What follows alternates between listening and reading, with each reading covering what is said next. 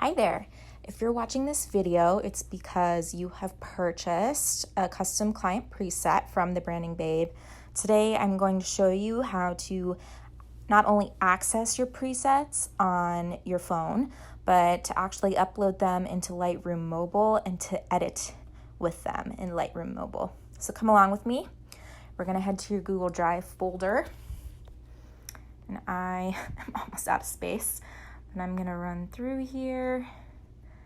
I'm gonna pull up an example for you guys. So I just made these for Katie, and I have her DNG here. So you'll see that the XMP file works on desktop if you decide to purchase Lightroom through Adobe, but we're gonna go ahead and download the DNG. So I'm gonna click on that, hold my finger down on it, and save it to the camera roll. Wonderful. You can go ahead and get out of Drive.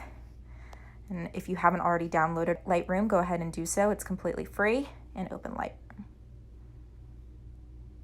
All right, so I have some old photos in here I've been editing, but we want to go ahead and we want to upload that preset we just downloaded. So to do that, you're going to click the image icon in the bottom corner, and then choose from camera roll. And there's the DNG, the first one. Awesome. So you would have seen in Google Drive that the edit didn't show up. It was the raw image, but now that it's in Lightroom, we can see the actual edit. And to save this as a preset, you're going to scroll all the way to the end here. You're going to click on presets. And you'll see these are all the different preset options I have in here at the moment. And your preset is going to show up under there. So go ahead and press check, go back into it, and press the little dots in the upper right-hand corner. And now we're going to create the preset. So let's give it a name. I'm going to call it Katie Corlander. That's her name. And I'm going to have that saved in mobile. So we want to make sure we're applying everything to it. The optics and geometry, that's going to change, like the crop and the angle on the picture, so we don't really need any of that. You really just want to keep the profile light, color, effects, and detail. So we're gonna save all of that. It's gonna show up under user presets. You can create different preset folders and groups if you want, but you totally don't have to.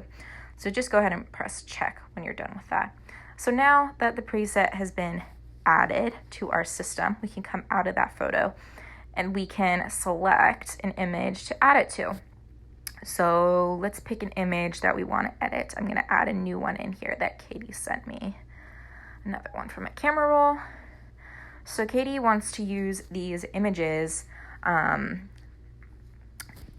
her studio space that she took herself, and she wants to apply the preset that I've created for her. So again, we're going to scroll to presets, and I should find it. Where is it? There, exactly. It's all alphabetical, so go ahead and click on the preset when you got it. So that looks pretty good. But what I want to do from here is show you guys how to tweak the images. If for some reason you feel like the exposure isn't looking right, the color isn't looking right, and it just needs a little adjusting, you have all these options in here. So I want you to go ahead and go to light to make the image brighter. There's several ways we can do this, but the simplest way is to use exposure. So to bump it up a little bit, this will make everything brighter or darker when you play with the exposure. So I'm going to leave it kind of right in the middle. We don't really need to mess with the contrast anymore because that's already preset. If you want to mess with the highlights or the whites, that'll change the brightest parts of the image. So I'm going to up the whites a little bit. It'll just make the studio space look a little cleaner, a little brighter. And then I'm going to decrease the blacks. And this is another way to kind of give your image a more contrasty look. Instead of actually using contrast, you can control how much brighter you're making the whites and how much darker you're making the blacks individually instead of just doing it all at the same time. So I think this image looks pretty good. If you want to mess with it a little more, you can go into color. If you want it to be a little more yellow to affect the wood color, you can boost that a little bit. If it's too brown, you can always bring it down into the blues, but you know, the preset looks pretty good color-wise, so I really don't think we have to mess with it a whole lot. And if you want to mess with individual colors, hit the mix button, the little wheel here. So we've selected red. I can actually change the hue of the red. I can make it more orange, more pinky. I'll leave it in the middle, but again, you can saturate it more or desaturate it more. Katie's greens are really desaturated in her preset. I think they kind of match her aesthetic right now, but if you want to make the greens brighter, that's always something you can do. Make the studio look like the plant life is a little bit more energetic. But overall, I think this image looks pretty good. It looks pretty close to what we are working with as far as Katie's overall brand aesthetic goes.